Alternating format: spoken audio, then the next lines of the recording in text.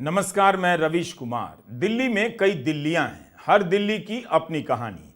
जिस उत्तर पूर्वी दिल्ली में बीजेपी के मनोज तिवारी का मुकाबला कांग्रेस के कन्हैया कुमार से है, कन्हैया कुमार के लिए मुख्यमंत्री अरविंद केजरीवाल और राहुल गांधी ने प्रचार किया, तो मनोज तिवारी के लिए प्रचार करने खुद प्रधानमंत्री नरेंद्र मोदी आए। उन्होंने यहां G20 का भी जिक्र किया।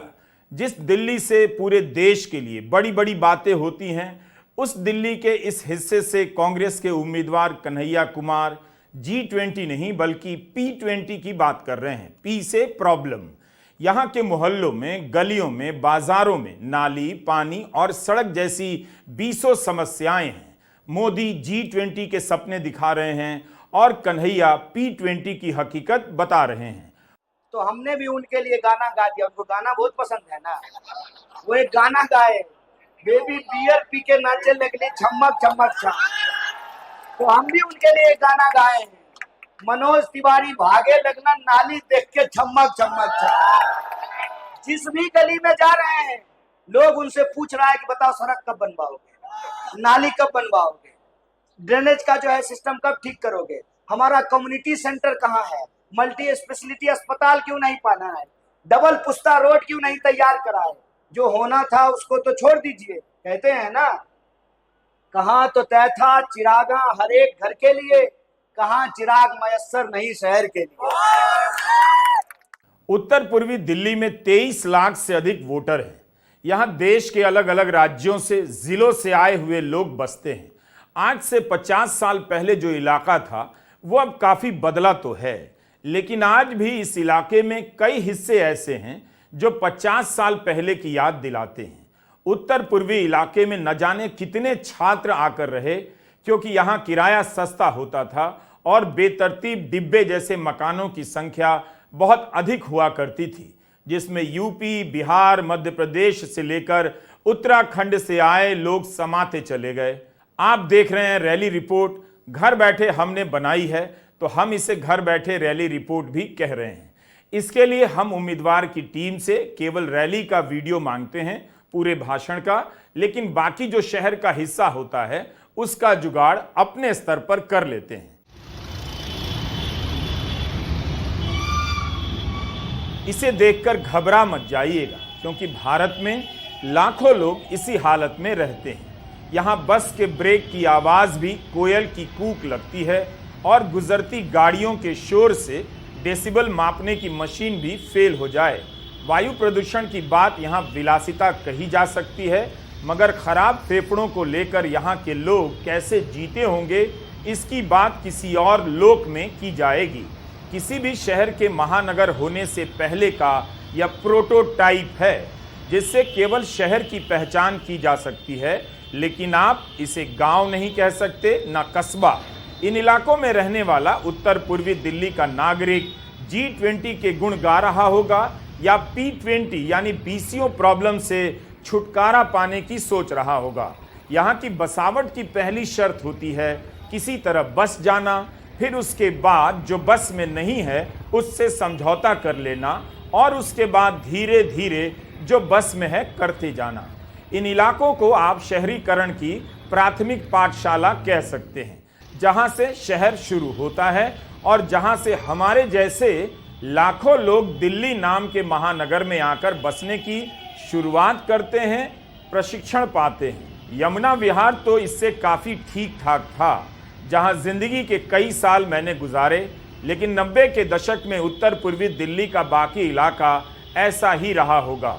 यमुना विहार से दिल्ली यूनिवर्सिटी तक जाने और आने के दौरान ही 1000 पन्नों के उपन्यास का जीवन गुजर जाता था।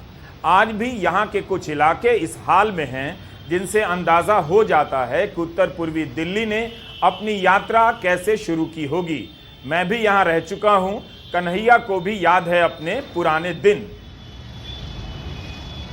क्योंकि आप में से कुछ साथी जानते हैं, जब मैं बिहार से दिल्ली आया था रहने के लिए, तो उत्तर पूर्वी दिल्ली क्षेत्र में ही रहा करता था। मुखर्जी नगर के पास एक जेजे कॉलोनी है, नेहरू विहार, मैं वहां रहा करता था। मैं रूबरू हूं, वाकिफ हूं इस इलाके की समस्याओं से, लेकिन मैं चाहता था कि उत्तर पूर्वी दिल्ली में रहने वाले जो लोग हैं उनकी जन भागीदारी हो, उनकी सहभागिता हो। उत्तर पूर्वी दिल्ली में रहना शहर में कस्बाई होना नहीं है, बल्कि कस्बाई होने को शहर बनाना है। दक्षिण दिल्ली में रहते हुए आप जितना नहीं सीखते, उतना आप करावल नगर, भजनपुरा, यमुना विहार में रहते हुए सीख जाते हैं। नंदनगरी से तीमारपुर की बस यात्रा का अनुभव न्यूयॉर्क के मेट्रो से काफी अलग है, लेकिन दिल्ली में सबसे पहले मेट्रो इसी इलाके में आई। 2002 में शाहदरा से 30 हजारी की लाइन चालू हुई।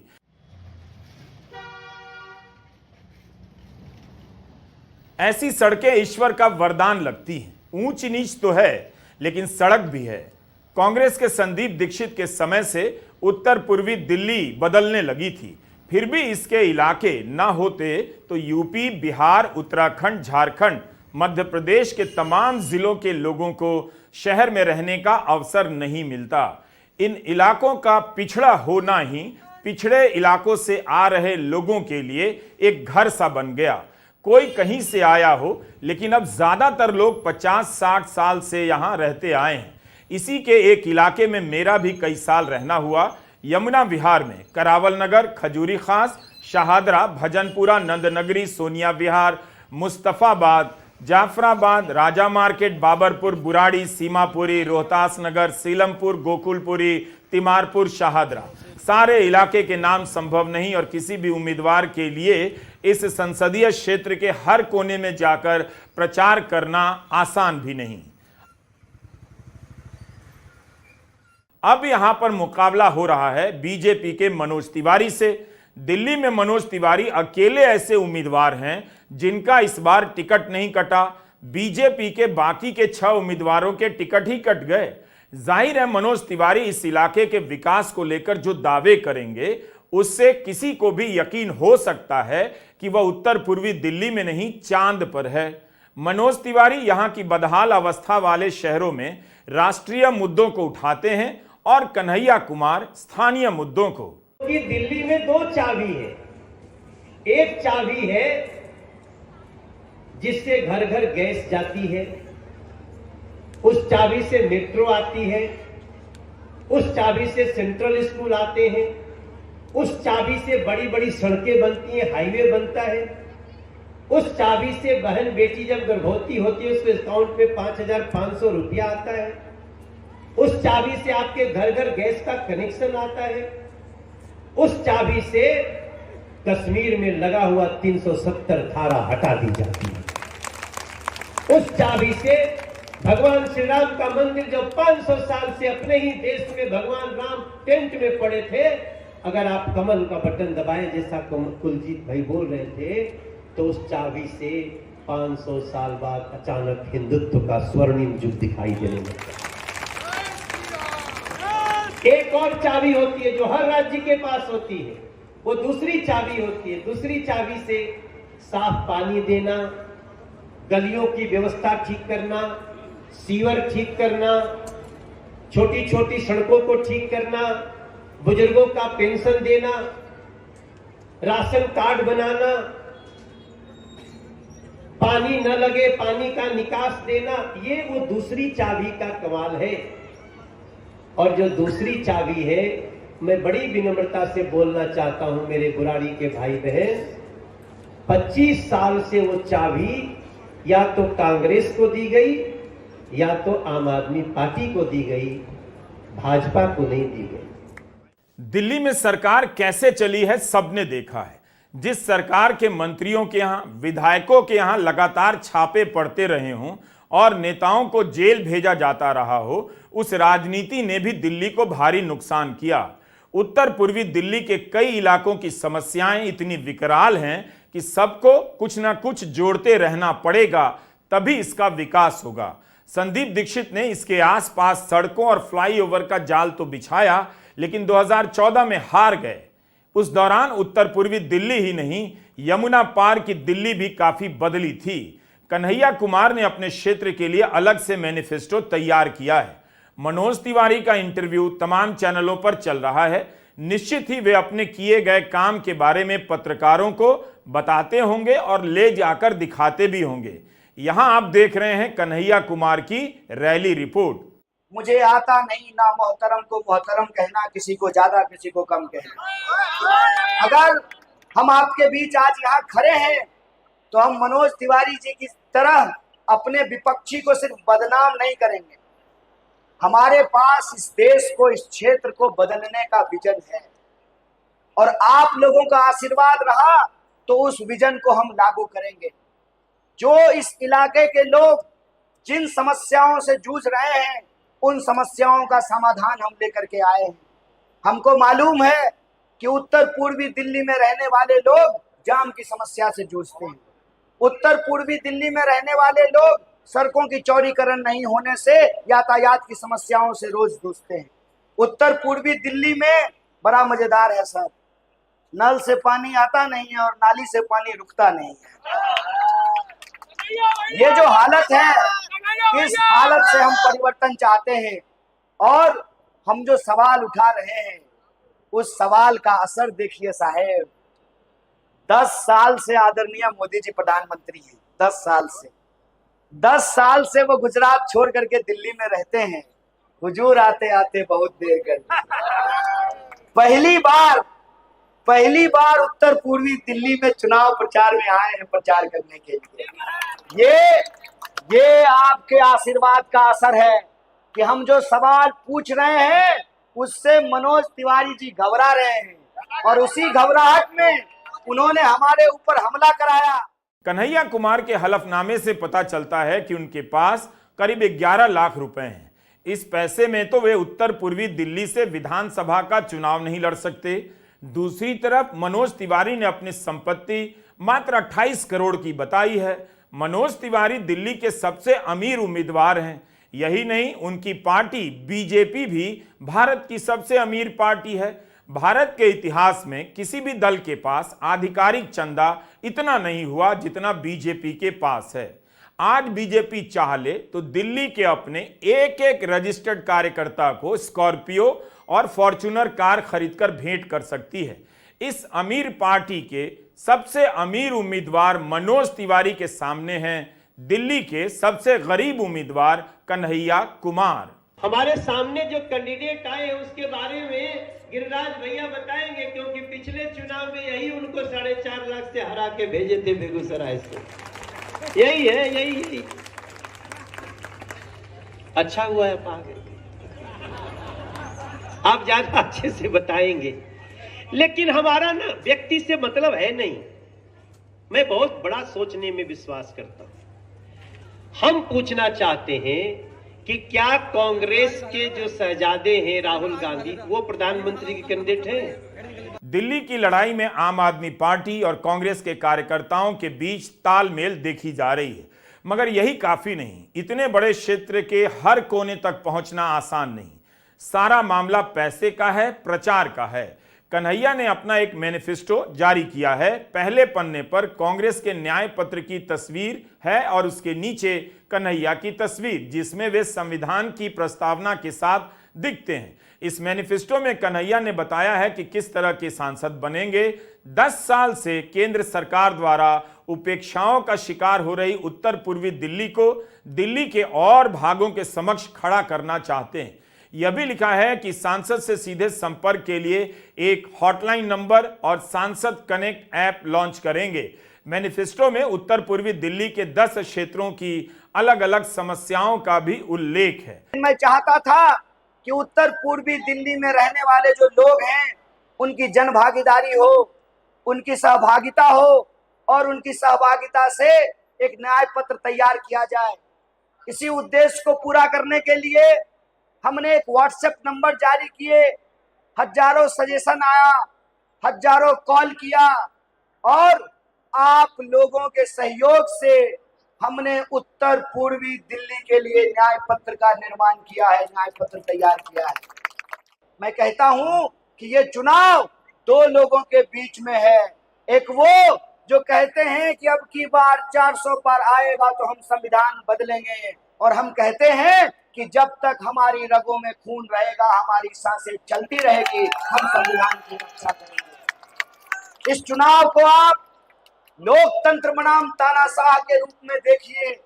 एक तरफ तमाम शक्तियां इकट्ठी हो गई हैं जो इस देश में आजादी हमको मिली वो आजादी हमसे छीन लेना चाहते हैं।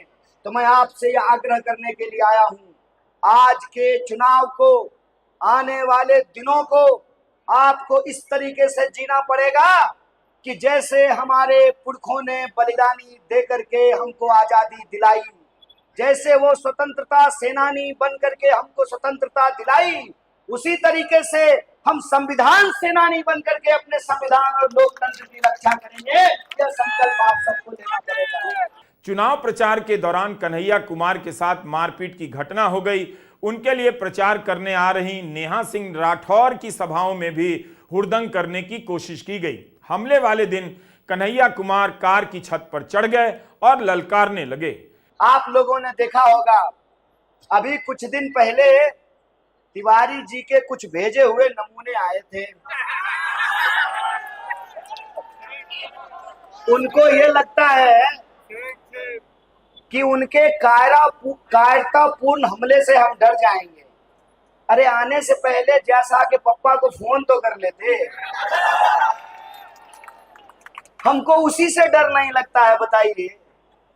तो इन लोगों से हमको डर लगेगा क्या?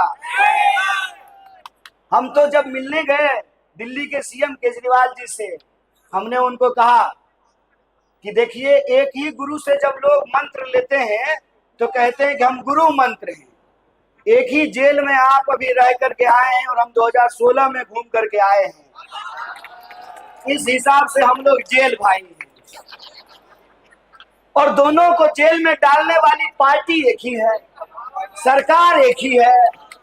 इसीलिए दूसरी बात जो मैं आपसे कह रहा हूं, न हम घबराने वाले हैं, न इंडिया अलायंस के लोग घबराने वाले हैं। जो डरने वाले थे वो फटाफट जंप मार करके पार्टी छोड़ करके दूसरी पार्टी ज्वाइन कर चुके हैं। हम जाने नहीं, भेजने आए। कन्हैया कुमार के भाषणों को सुनते हुए उत्तर पूर्वी दिल्ली की गलियों से भी गुजरते रहिए। आपको पता चलेगा कि दिल्ली के इस हिस्से का दिल कितना बड़ा है। इस इलाके ने हर हाल में आए बेहाल लोगों को अपनाया है और बसा लिया। 50 साल से बसते बसते कुछ इलाके इस तरह से सज धज भी गए। यह भजनपुरा का मेन मार्केट है। कितने साल में यह मार्केट बसा है और आज इस हाल में पहुंचा है। हर दुकानदार के पास इतिहास की अलग किताब होगी। अलग अलग जगहों से आए लोगों ने अपनी मेहनत के दम पर यह मुकाम हासिल किया। यह जो मार्केट देख रहे हैं, दोनों तरफ दुकानें हैं, इन सब ने जीएसटी की मार झेली होगी और जीएसटी से इनका धंधा चल पड़ा है या नहीं वो इनके बोर्ड से ही पता चलेगा। लेकिन उम्मीदवारों को बड़े बड़े दावे करने से पहले सोचना चाहिए कि एक साथ इस इलाके का इतना विकास नहीं हो सकता और इस इलाके के विकास को एक दिन भी नहीं रोका जा सकता। जरूर इसकी बुनियादी समस्याएं दूर करनी चाहिए। सबसे पहले आमतौर पर आपको दिल्ली के नाम पर इंडिया गेट की शानदार दिल्ली दिखाई जाती है। प्रधानमंत्री मोदी भी यहां आए तो पुलिस मेमोरियल से लेकर G20 की बात करने लगे। मीडिया में उत्तर पूर्वी दिल्ली की चुनावी रिपोर्टिंग दिल्ली दंगों को लेकर है। यहां की गलियों में जहां चलने की जगह नहीं, वहां नफरत ने जगह बना ली। तो आप अंदाजा लगा सकते हैं कि एंटी मुस्लिम जहर भरने के लिए कितनी ताकत लगाई गई होगी। इस क्षेत्र की शहरी समस्याओं पर ज्यादा बात होनी चाहिए। सफाई बहुत बड़ा मुद्दा है। गंदगी से लोग परेशान हैं। यहाँ के लोगों की कमाई उतनी ही होती है जिससे जिंदगी चल जाए। गैस सिलेंडर का मुद्दा कैसे गायब हो सकता है? 450 का सिलेंडर भाजपा के नेताओं को महंगा लगता था और 1100 रुपया का सिलेंडर में आह वाह करते रहते हैं। कमल नहीं, अभी नहीं। एक शेर है, आपने मुरझाने की बात कही। कैसे कैसे मंजर सामने आने लगे हैं, गाते गाते लोग चिल्लाने लगे हैं। अब तो इस तालाब का पानी बदल दो यारो, ये कमल के फूल कुमलाने लगे। इस बार उत्तर पूर्वी दिल्ली की जनता बदलाव चाहती है। चाहते हैं नहीं चाहते हैं? परिवर्तन चाहते हैं। तो अगर आप परिवर्तन चाहते हैं तो हम आपको कहना चाहते हैं, जो हमारा 5 न्याय है उस न्याय के तहत नारी न्याय के माध्यम से हर गरीब परिवार की महिला को हर साल 1 लाख रुपया प्रति महीना 8,500 रुपया देने का न्याय पत्र भी तैयार किया। हर नौजवान को जिनके पास डिग्री है, डिप्लोमा है, उनके लिए 1 लाख तक के रोजगार की गारंटी हम युवा न्याय के तहत कर रहे हैं। टाइम्स ऑफ इंडिया के श्रेया घोष और अभिनव राजपूत लिखते हैं कि स्वच्छता यहां एक बड़ा मुद्दा है। गंदे नाले में ही लोग कचरा फेंकने को मजबूर हैं। साफ सफाई को प्रशासन ने अपने हाल पर छोड़ दिया है। कन्हैया अपने भाषण और न्याय पत्र दोनों में ही स्वच्छता के मुद्दे को सामने से उठाते हैं।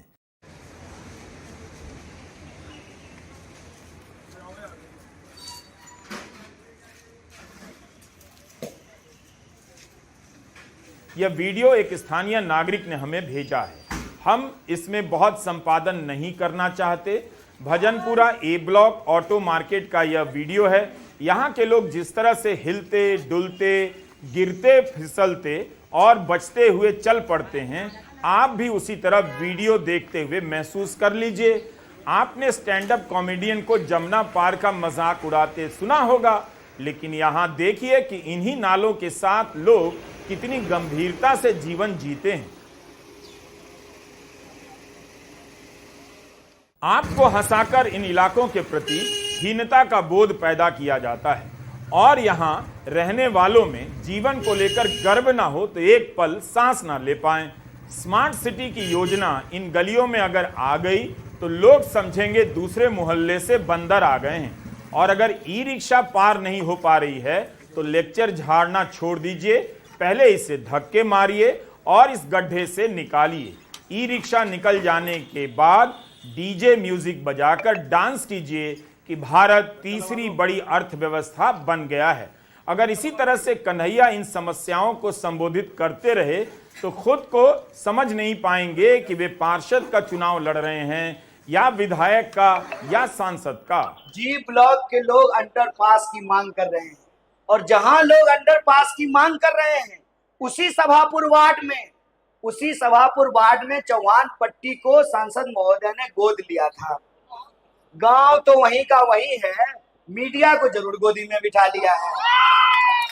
जो लोग आ रहे हैं मैं उनसे आग्रह करता हूं, एक बार जाइए तो उनकी गली घूमकर आइए तो।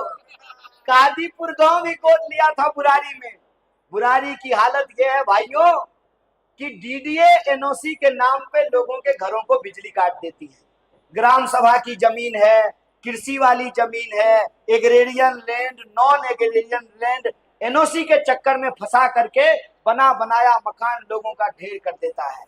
लोगों के सपने तोड़ रहे हैं ये, लोगों के घर तोड़ रहे हैं ये, और टुकड़ा टुकड़ा गैंग हमको बोलते हैं।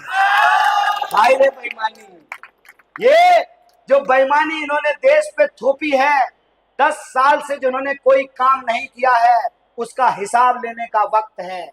कन्हैया कुमार ने कितनी तेजी से उत्तर पूर्वी इलाके की समस्या को आत्मसात कर लिया है। कन्हैया का भाषण यहां की भीषण समस्याओं से बदल गया है। मैं रैली रिपोर्ट करते समय यही सोच रहा था कि कन्हैया की गाड़ी का पेट्रोल अगर दिल्ली के सबसे अमीर उम्मीदवार मनोज तिवारी ही भरवा देते तो अच्छा रहता। आखिर उनकी पार्टी इसी लोकतंत्र में सबसे अमीर हुई है। उत्तर पूर्वी दिल्ली की लड़ाई समस्याओं पर बात करने वाले नेताओं के बीच होनी चाहिए और संसाधन वाले नेताओं को लेकर भी। कन्हैया इतनी जल्दी धन तो नहीं जुटा सकते, चाहे तो अपना इरादा और मजबूत कर लें। नमस्कार, मैं रवीश कुमार।